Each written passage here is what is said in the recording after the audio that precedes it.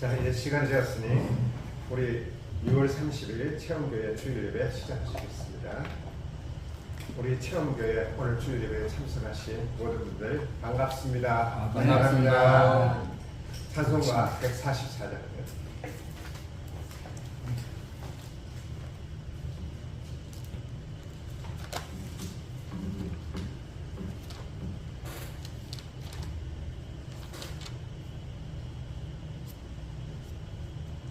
예수 나를 위하여 십자가를 질때 세상 죄를 지시고 고초 당하셨네. 예수님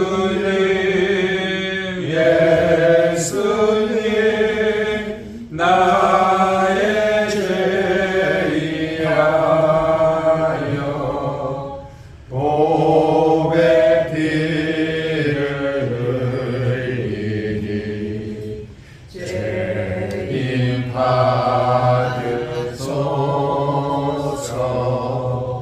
십자가를 지심은 무슨 죄가 있나.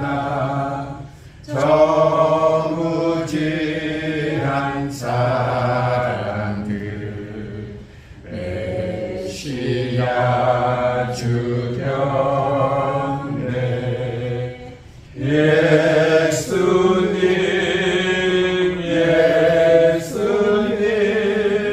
나의 죄 위하여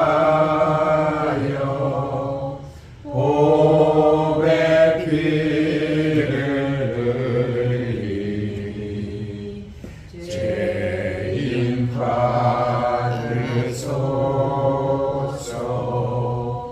피와 같이 붉은 죄 없는 이가 없네. 십자가의 공로로 눈과 같이 되네. 예수님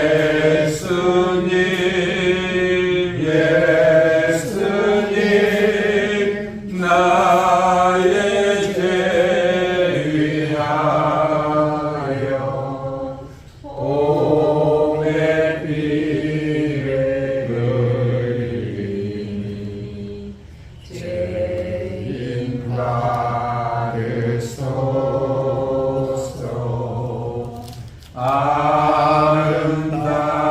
아름답다 예수여 나의 좋은 친구.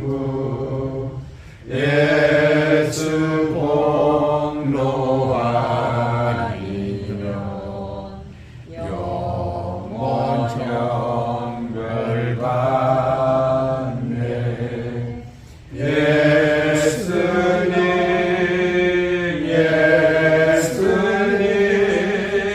나의 죄 위하여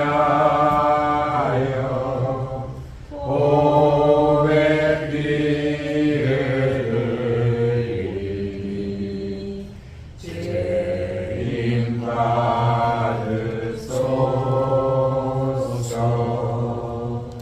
아멘. 찬송가 408장 함께 좀 찬양하시겠습니다.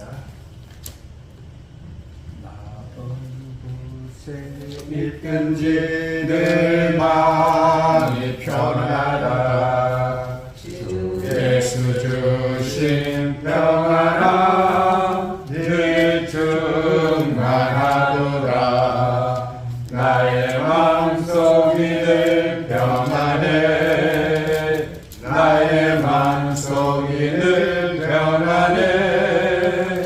악한 죄 파도가 많으나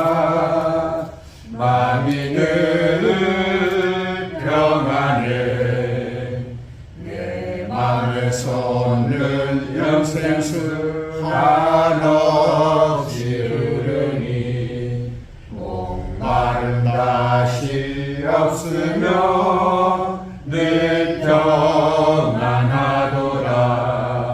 나의 맘속이 늘 평안해. 나의 맘속이 늘 평안해. 악한 죄 파도가 많으나 마음이 늘 평안해.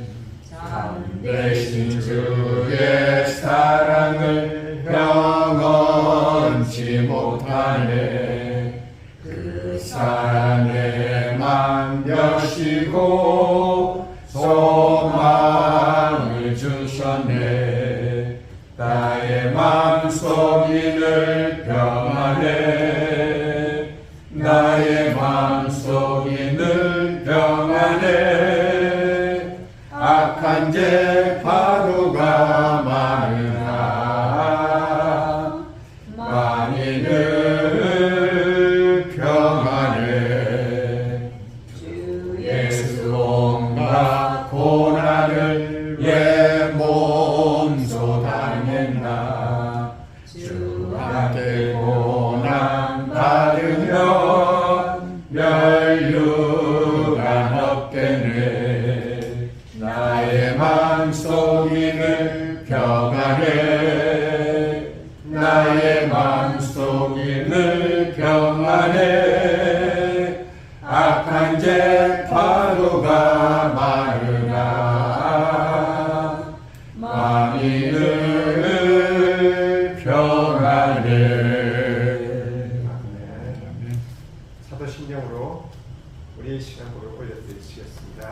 전능하사 천지를 만드신 하나님 아버지를 내가 믿사오며 그 외아들 주 예수 그리스도를 믿사오니 이는 성령으로 잉태하사 동정녀 마리아에게 나시고 본디오 빌라도에게 고난을 받으사 십자가에 못 박혀 죽으시고 장사지리 4일 만에 죽은 자 가운데서 다시 살아나시며 하늘에 오르사 전능하신 하나님 우편에 앉아 계시다가 저리로서 산자와 죽은 자를 심판하러 오시리라. 성령을 믿사오며 거룩한 공회와 성도가 서로 교통하는 것과 죄를 사하여 주시는 것과 몸이 다시 사는 것과 영원히 사는 것을 믿사옵나이다. 아멘. 찬송가 28장 함께 찬양하시겠습니다.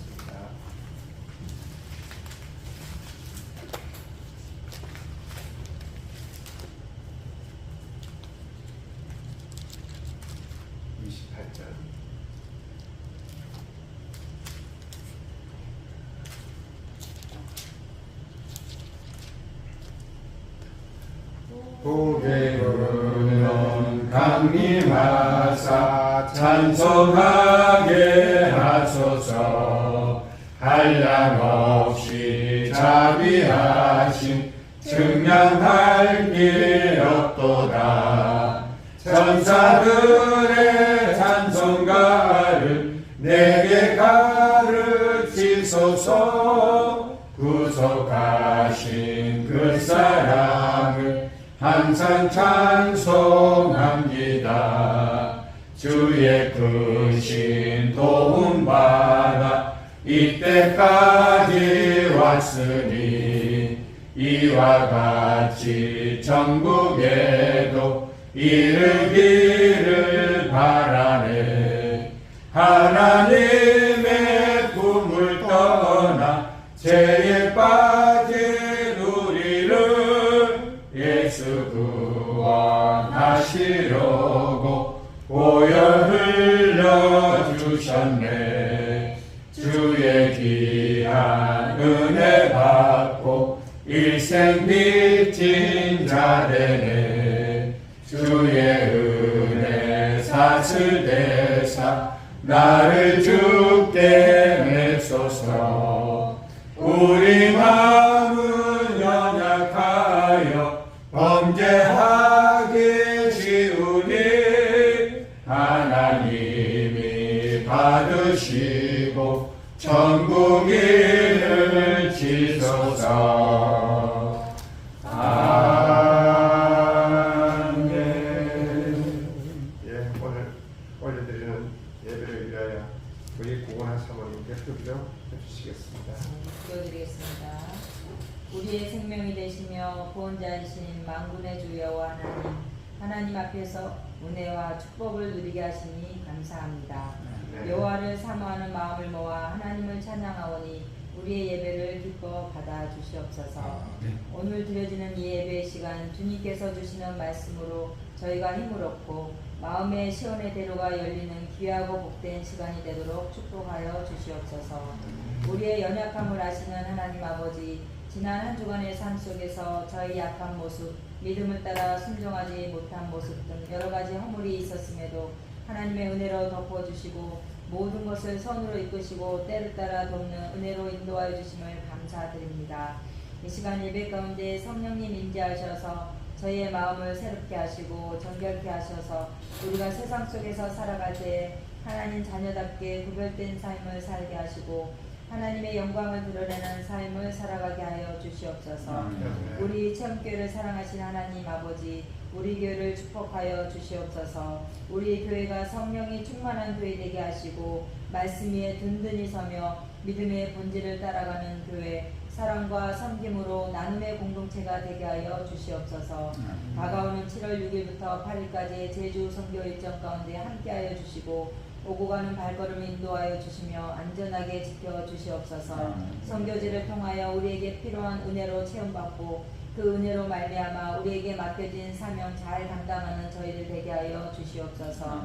하나님 아버지, 우리의 가정을 기도드립니다.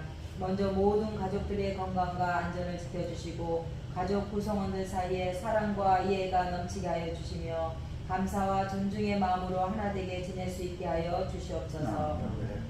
이 시간 예배를 통하여 주님을 깊이 만나는 주님의 사랑을 체험하는 시간이 되기를 원합니다. 말씀을 전하실 신재현 집사님과 목사님께 성령으로 충만케 하여 주시고 선포되는 말씀에 능력을 더하여 주시어 말씀을 듣는 모두가 심령에 이루받고 하나님의 뜻을 아는 복된 시간이 되게 하여 주시옵기를 원하며 우리를 구원하신 예수님 이름으로 기도드립니다. 아멘. 감사합니다. 오늘 본문은 마태복음 8장 18절에서 34절. 마태복음 8장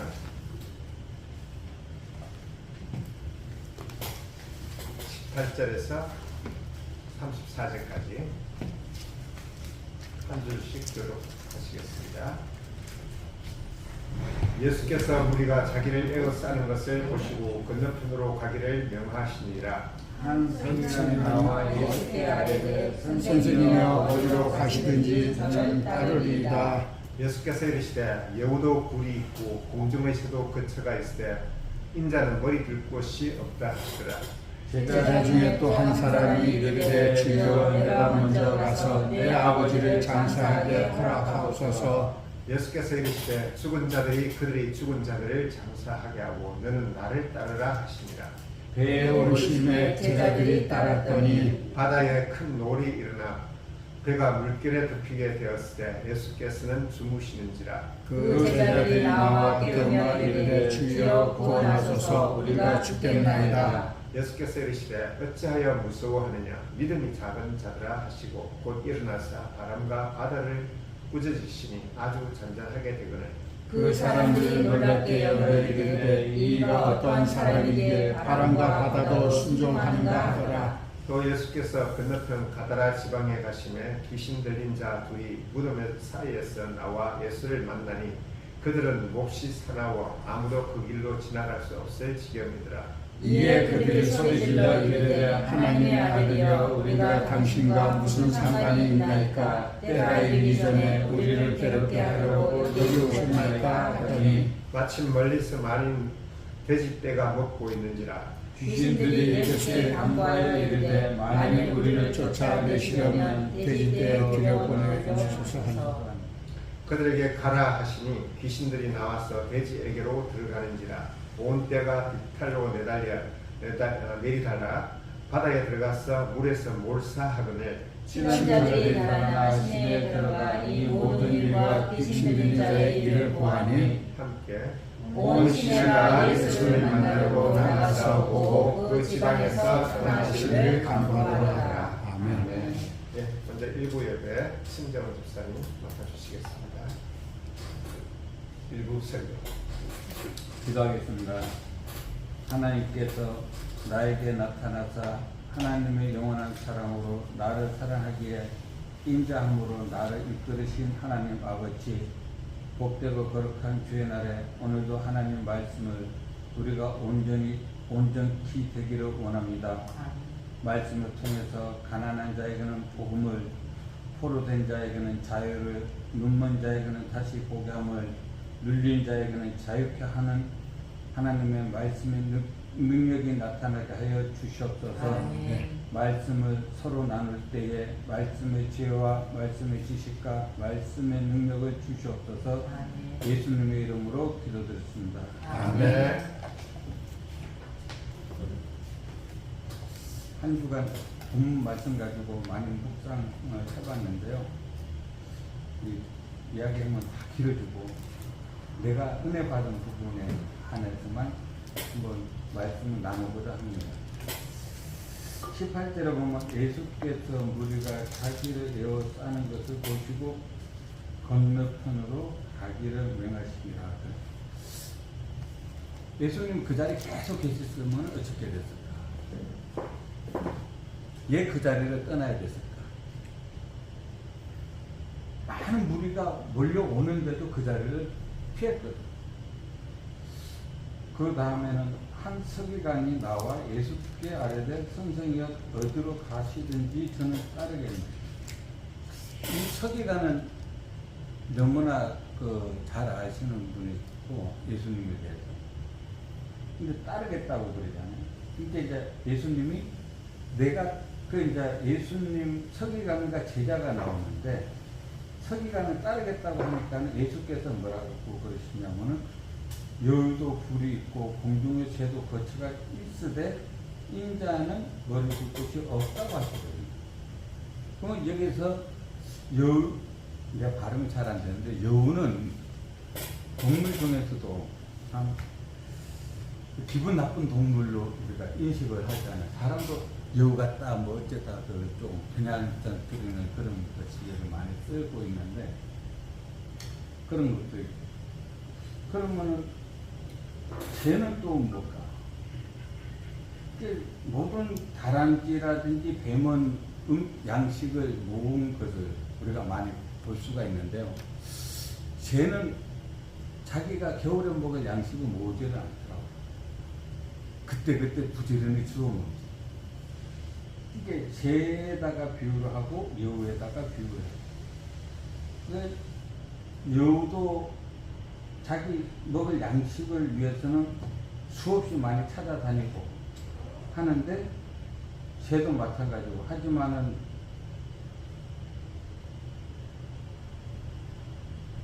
머리 둘 곳은 있다는 거예요. 쉴 곳은 있다는 거예요. 잠잘 곳은 여우도 굴이 있고 새도 자기의 둥지가 있는데 인자는 머리 둘 곳이 없다고 말씀하시거든요.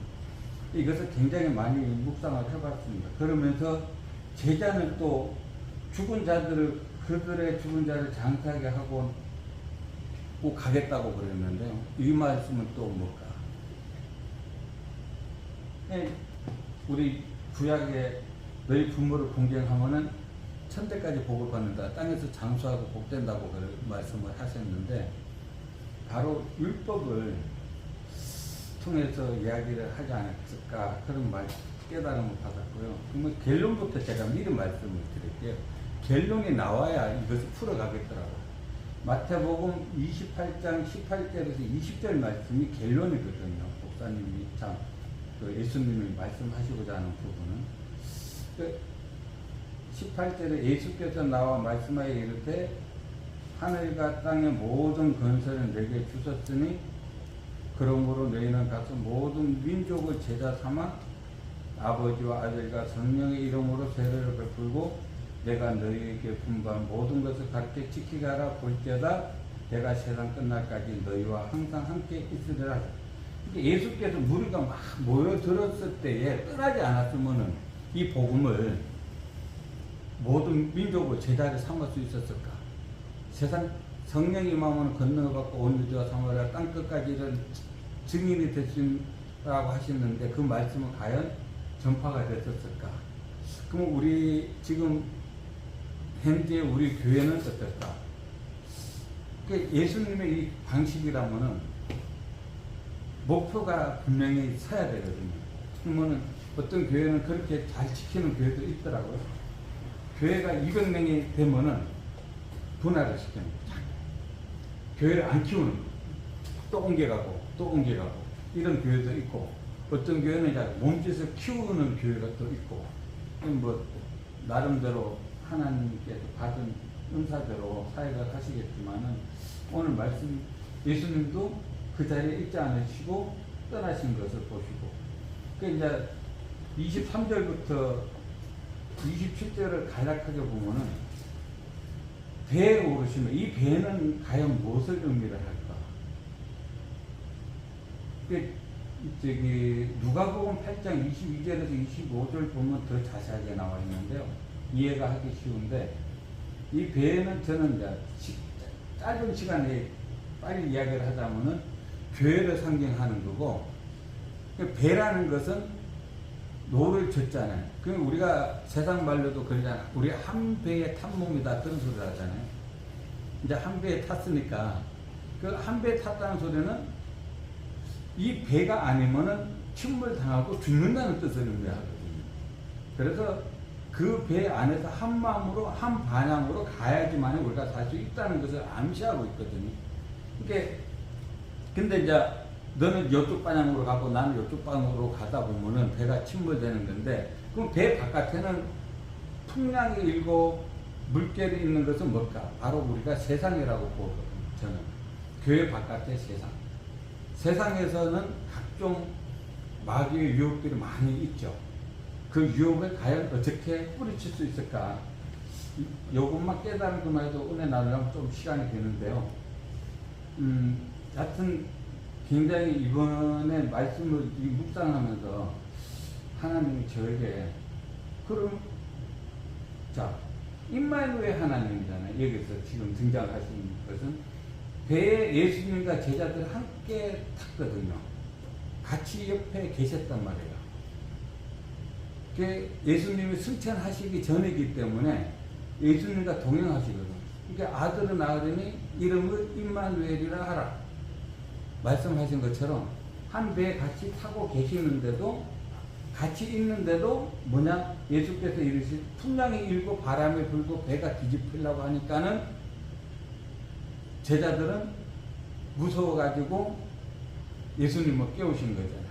근데 예수님이 일어나 바람이 불고 풍랑이 불고 배가 뒤집히려고 그러면 아이고 잘 깨웠다 그래야 되는데, 뭐라고 그러냐면 어째여 무서워하느냐 믿음이 작은 자들아. 믿음이 작다고 하시잖아요. 믿음이. 난 여기에 또 많이 꽂혔어요. 믿음이 작은 자구나. 그동안에 예수님이 사역하신 것을 다 보신 분들이거든, 제자들. 근데 그것을 그냥 우리가 보통 성도들이 우리 목사님한테 가면은 참 은혜가 돼요. 이거 똑같은 방식이지 않을까. 그러니까 목사님을 통해서만이 하나님을 알릴 수가 있고 복음을 전할 수 있다고 생각하는 이 제자의 풍수이지 않을까. 이제 그런 생각을 많이 해봤대요. 그래서 지금 제가 이제 무엇을 고민을 해봤냐면은, 우리가 고린도후서 13장 13절에 보면은 그 말씀이 나오잖아요. 성경 구절, 암송 구절 부분인데, 예수 그리스도 은혜와 하나님의 사랑과 성령의 교통하심이 너희 무리와 함께 있을지어다. 주로 예배 끝나고 축사는 우리가 해요. 이 축사가 벌써 선포 기도거든요. 우리에게 복을 빌어주는 선포 기도인데, 그 예수님도 여기서 뭐라 하냐? 잠잠하라 그랬거든요. 잠잠하라. 꾸짖으니까 그냥 잠잠한 거거든요. 역시 우리가 바로 제자들이 그 자리에서 그 풍랑과 바람을 잠잠하게 하게 꾸짖지 못한 것을 두고 예수님은 믿음이 적은 자라고 하지 않았을까, 그런 생각을 많이 해봤어요. 그래서 나한테 어떤 환경이 오든 무슨 문제가 오든 주님의 이름으로 축사하고 주님의 이름으로 선포하고 주님의 이름으로 이름을 사용했을 때에 하나님께서 이제 크게 일을 하실 거로 믿습니다. 그래서 과연 나는 누구인가? 나의 정체성을 한번 다시 생각해 봤습니다. 분명히 성경에서는 마태복음 1장 21절 23절에서도 아들을 낳으려는 이름을 예수라 하라. 보라 처녀가 잉타하여 아들을 낳을 것이요 그 이름을 임마누엘이라 하라 하셨는데도 그 이름을, 예수 이름은 내가 영접하는 자에게는 하나님의 자녀가 되는 권세를 주셨다고 요한복음 1장 12절에서 말씀하고 계시거든요. 그러면 내가 하나님의 자녀가 된 권세를 소유했는데도 아무런 이 권세를 사용하지 못했던 것, 소홀히 했던 것, 그래서 직무유기죠. 이것은 자녀로서의 직무유기. 누가복음 10장 19절에 내가 너희에게 뱀과 정갈을 밟으면 원수의 모든 능력을 제어할 권세를 주었으니 너희를 해칠 자가 결단코 없으리라 하신 말씀. 그러니까 우리가 어떤 풍랑과 바람 앞에서도 담대히 선포했을 때에 하나님께서, 임마누엘이신 하나님께서 나와 동행하심으로 말미암아 이제 예수님이 승천하시고 부활하사 성령을 우리에게 보내주셔가지고 함께 우리와 내주하고 계시잖아요. 그분이 우리를 지켜주시리라 믿습니다. 그래서 그런 우리가 하나님의 자녀면은 로마서 8장 39절에 하나님의 사랑에서 끊을 수가 없다고 말씀하고 계시거든요. 어느 누구도 나와 하나님의 사랑은 누가 끊으려 끊을 수가 없다고. 그래서 이것을 우리가 참 잠언서 21장 23절에도 우리가 마음으로 모두 입으로 시인한 것처럼 입과 혀를 갖다가 올바르게 놀림으로써 한란에서 벗어난다고 하고 있거든요. 잠언서에서도. 그리고 고린도후서 13장 5절에서도 너희는 믿음 안에 있는가 너희 자신을 시험하고 너희 자신을 확증하라. 그러니까 내 안에 예수 그리스도가 항상 어떠한 상황에서든지 잠잘 때나 밥 먹을 때나 어떠한 상황에서든 풍랑을 만날 때라든지 이럴 때도 예수 그리스도가 나와 항상 동행하고 있는지를 확증해야 돼.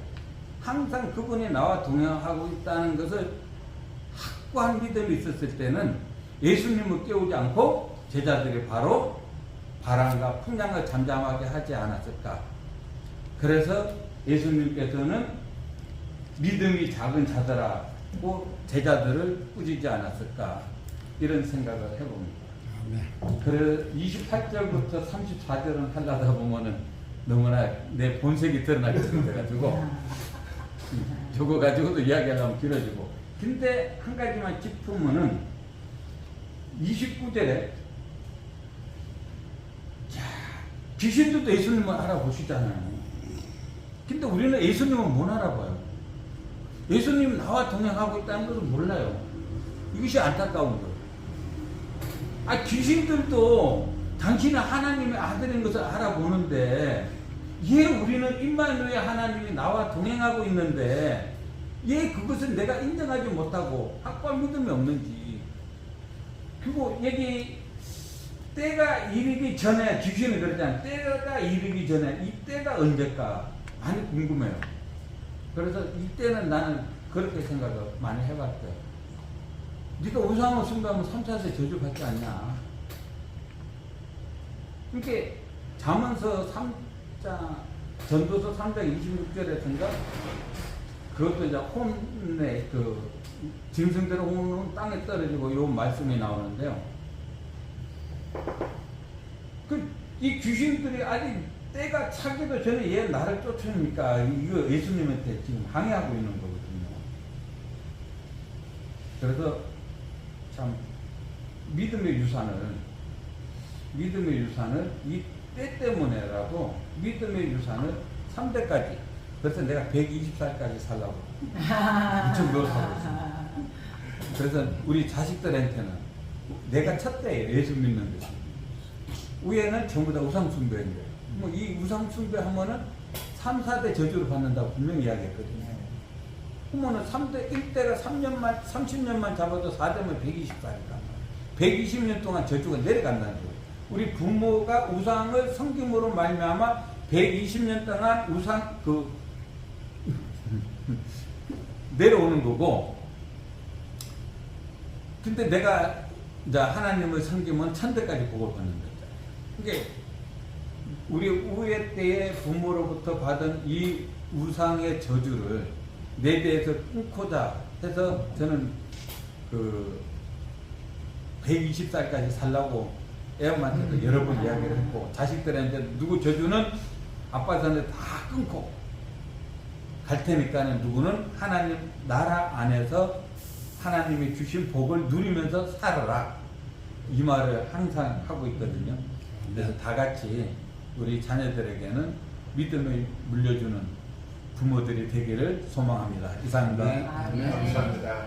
예. 수고하셨습니다.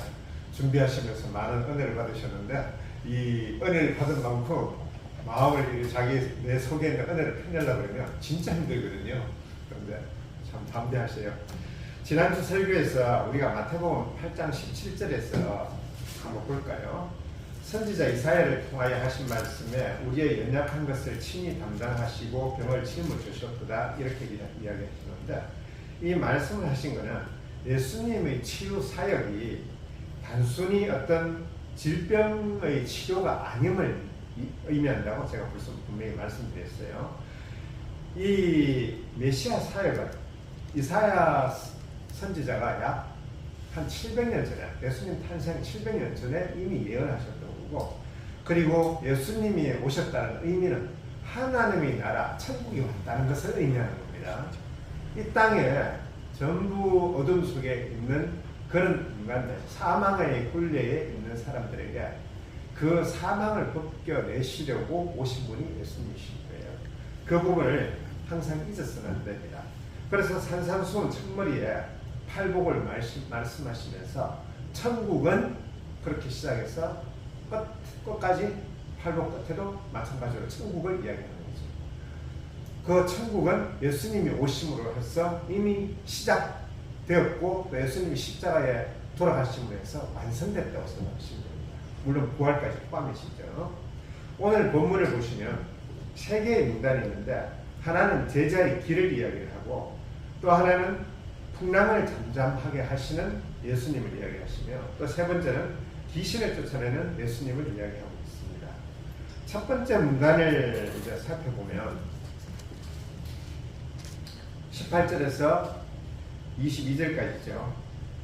먼저 앞서 보셨던 것처럼 이 질병을 고치시고, 그리고 또 베드로의 장모의 열병을 고치시고, 그렇게 하시면서 이제 소문이 났죠.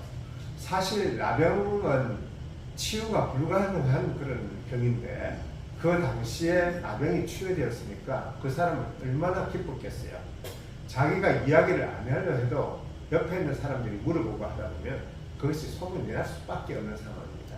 그래서 오늘 지금 이 18절에 보면 무리가 자기를 에워싸는 것을 보시고 그렇게 이야기하고 있는 거죠. 소문이 났는데, 그런데 8장 4절에서 지난번에 보셨듯이 아무에게도 이르지 말라고 했던 것을 평상시에 하시고요. 그런데 많은 사람들이 모였는데, 그들이 왜 모였을까요? 그들이 예수님이 죄를 사여 주시는 걸 알고서 모였을까요? 아니겠죠. 당연히 병을 고치시고 귀신을 쫓아내시고 하시니까 그 능력에 매혹되니까 당연히 불러오는 거죠. 지금도 마찬가지예요. 어느 교회에서 아니면 어느 병원에서 큰 병이 나왔다는 소문이 들면 지금도 모입니다. 그때나 지금이나 똑같은 거예요. 그런데 그렇게 몰려오는 사람들에게 예수님은 이제 뭐라고 하시는가를 한번 보시죠. 예수님이 이제 건너가시자 명하니까 한 서기관이 나와가지고 어디로 가든지 따르겠다고 이야기를 하고 있습니다. 그 서기관에게 예수님은 그 사람의 본질을 알잖아요. 그래서 하시는 말씀이 인자는 머리 둘 곳이 없다고 합니다. 인자는 예수님을 가르치시고 결국 메시아는 머리 둘 곳이 없다라고 이야기하시는 거죠. 머리 둘 곳이 없다고 할 때 우리에게 그냥 의미는 잘 모르지만은 바로 다가오는 의미가 있죠. 뭔가 세상에 우리의 자리가 없다는 것을 이야기하고 있습니다. 예수님은 세상이 구하는 그런 안정이나 너희들이 구하는 것들을 나는 줄 수 없다고 이야기하는 거죠. 줄 수 없다가 아니라 줄 수 있으신데 안 주시겠다고 이야기하시는 거예요. 예수님을 쫓는 것은 세상적 차원에서의 보상이나 또는 우리가 구하는 어떤 그런 물질들을 쫓는 것이 아니라고 예수님이 이야기를 하시는 거죠. 우리 그리스도인은 머리 둘 곳이 없는 세상에서 이 땅에서 이방인이며 나그네라고 성경은 이야기하고 있습니다. 성경이 물질들을 보장하고 그리고 큰 영광을 주겠고 큰 지위를 주고 능력을 주겠다는 말은 없습니다. 신집사님이 말씀하셨지만 우리가 축사도 하고 또 병을 또 고치기 위해서 이 선포도 해야 됩니다. 그렇지만 그 모든 것들은 하나님께서 이루시는 거고 우리는 단지 그 역할을 하는 것밖에 없는 거죠. 그래서 우리가 정말 믿음에 있을 때에 때로는 기적이 일어날 수 있지만 그것은 하나님의 능력이고 우리는 단지 하나님의 능력을 일을 행하는 자가 되는 것이죠. 누가복음 14장 26절에서 33절을 한번 찾아보죠. 제자의 길에 대해서 가장 잘 설명하는 부분입니다. 누가복음 14장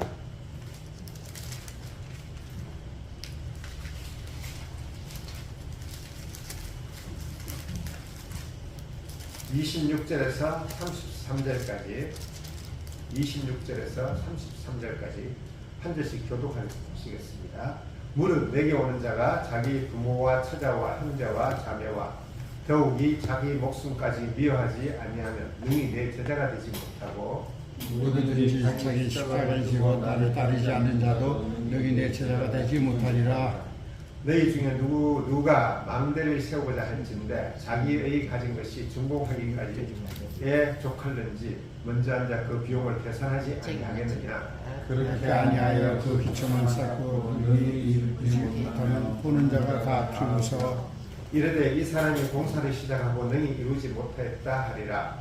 어떤 임금이 다른 임금과 싸우러 갈 때에 먼저 앉아 1만 명으로서 저 2만 명을 거느리고 계속할 수 있을까 헤아리지 아니하겠느냐. 만일 못할 테이면 그가 아직 멀리 있을 때에 사신을 보내어 하친을 청할지니라. 이와 같이 너의 중에 누구든지 자기의 모든 소유를 버리지 아니하면 능히 내 제자가 되지 못하리라.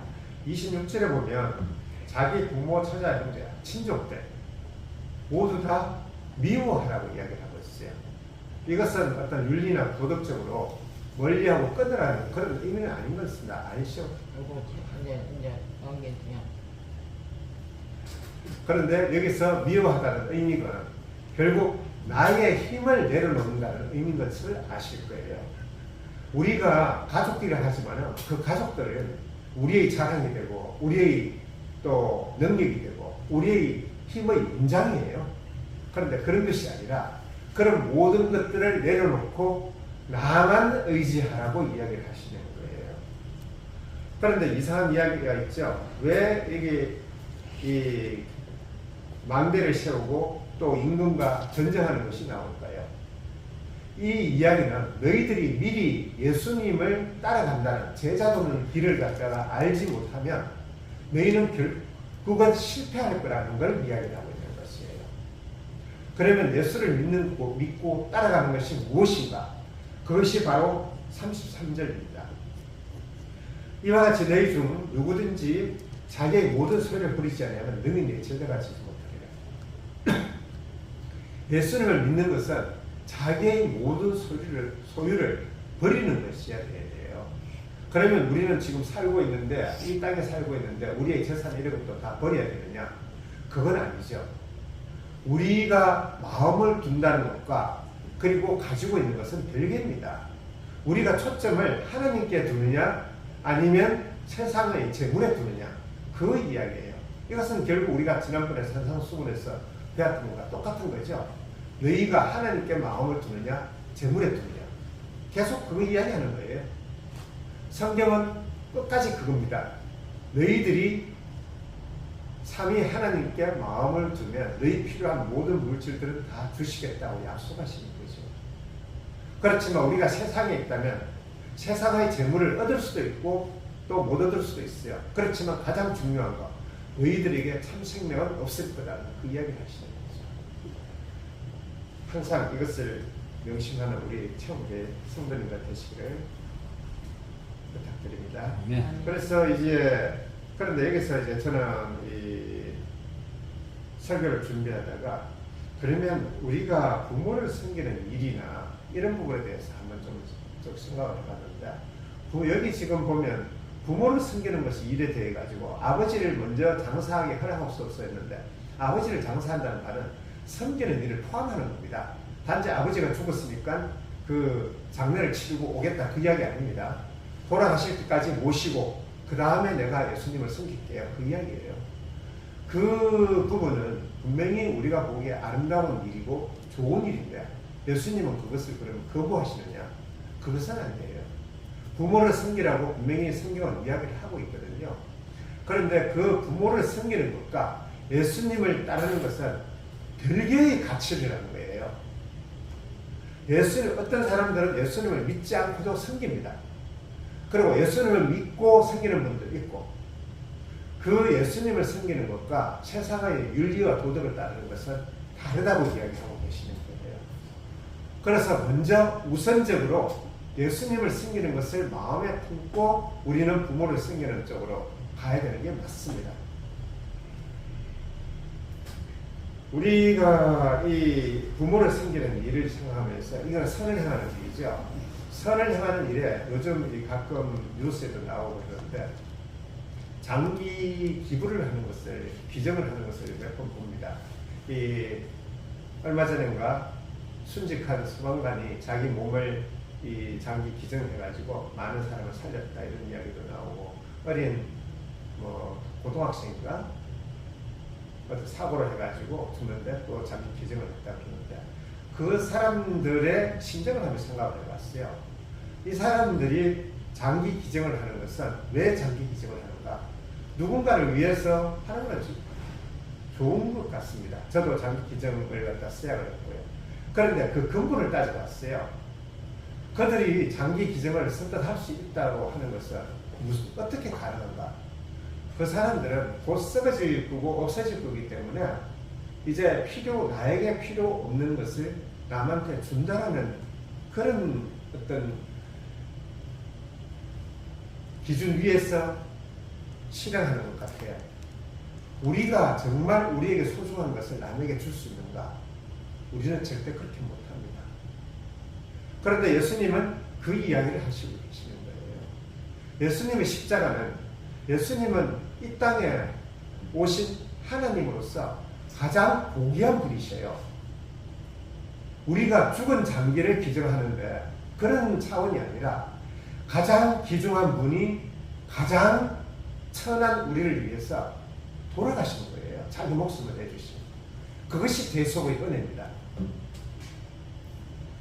한번 이 부분에 대해서 가장 좋은 말씀하는 것은 로마서 5장 8절인데 한번 찾아볼까요? 로마서 5장 8절.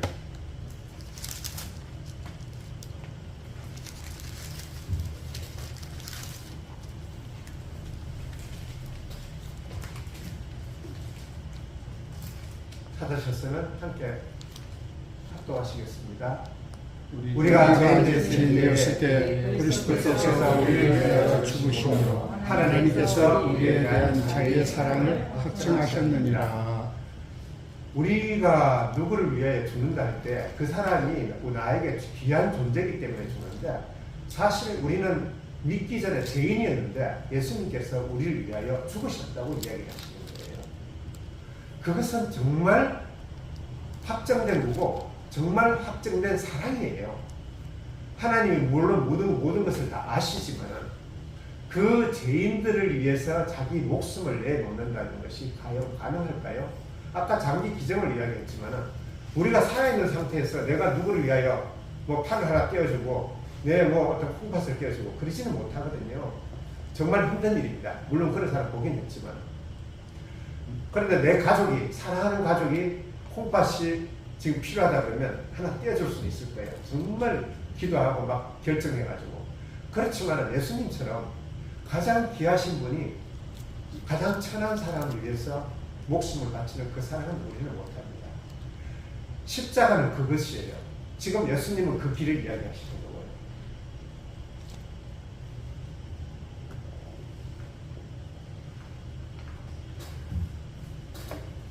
지금 22절까지의 어떤 제자도로 가는 것은 이 십자가의 길을 걸어가기를 원하시는 예수님께서 이야기를 하시는 거죠.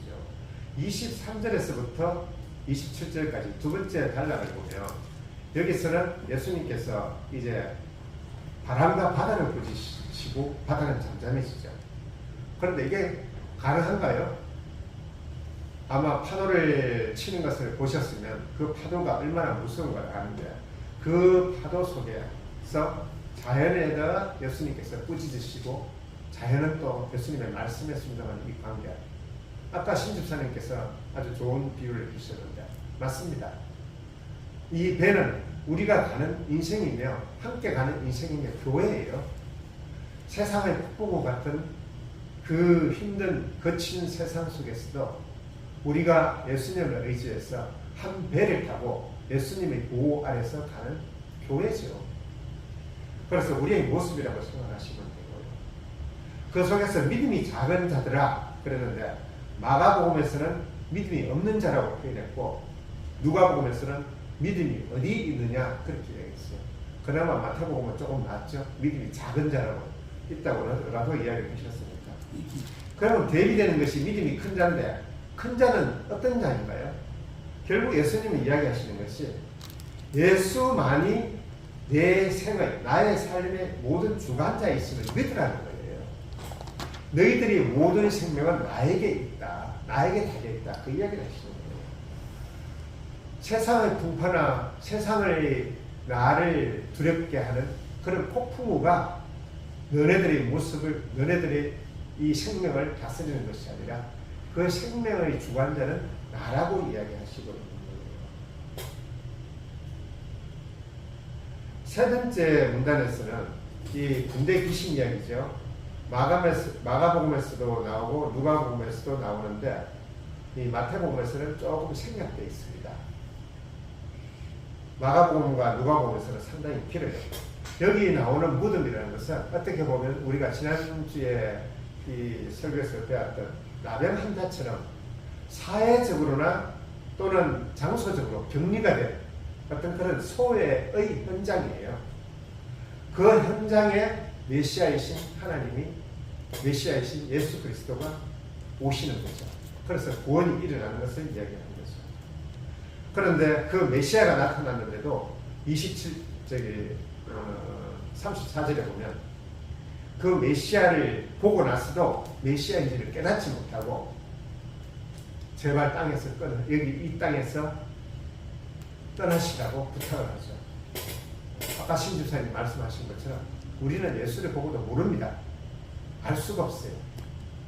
예수님이 오시는 십자가가 우리가 정말 성경의 은혜로 눈을 뜨지 않는 이상에는 예수님의 십자가 어떠한가를 알지 못하는 존재가 우리예요.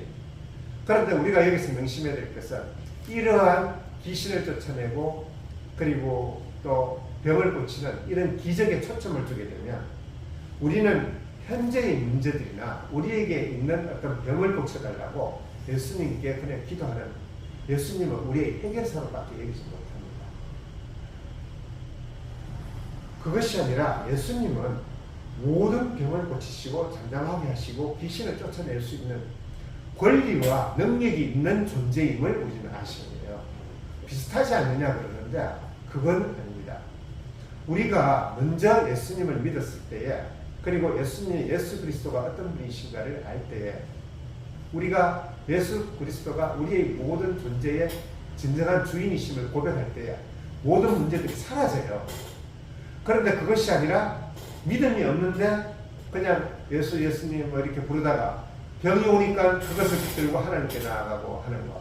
물론 우리의 연약함이지만 그것에 앞서 먼저 믿음을 가지라고 저는 말씀드리고 싶은 거예요. 지금 예수님이 이야기하시는 게 그겁니다. 현상을 보지 마라. 나는 너희네들의 병이나 뭐 어떤 자연적인 그런 풍랑을 갖다가 잠재우거나 귀신을 쫓아내려고 온 것이 아니라 너희들의 근본적인 죄를 해결하기 위해서 왔다고 이야기를 하시는 거죠. 그 본질적인 문제, 우리의 모든 주인 되심을 우리는 믿으셔야 돼요. 예수님이 뜨시기에 의미가 있고 병든 것도 의미가 있고 실패도 의미가 있는 것입니다. 예수님은 우리의 굴곡진 인생 속에 찾아오셔가지고 우리의 모든 존재에 그리고 모든 부분, 모든 문제에 대해서 충분한 답이신 거예요. 우리는 막연하게 그냥 교회에 가서 기도하고 내 마음이 좀 흡족하면 그걸로 끝나는 거, 그리고 찬송가 몇 곡 부르면 마음이 그냥 푸근해서 오는 그런 것이 아니라 정말 예수님을 올바로 믿고 예수님이 나의 모든 인생의 주관자이심을 인정할 때에 그 병들이 물러갈 겁니다. 심집사님께서 단순한 믿으심이지만 그 강한 믿음이 있으시기에 이렇게 축사를 하고 그리고 병을 고치실 거라고 믿는 거죠. 그거 되게 중요한 거예요. 예수님을 먼저 믿는 속에서 그 현상들이, 기적들이 일어날 겁니다. 로마서 8장 2절을 읽으면서 이 땅에 예수님이 오신 진정한 목적을 생각하면서 설교를 마치도록 하겠습니다. 로마서 8장 2절.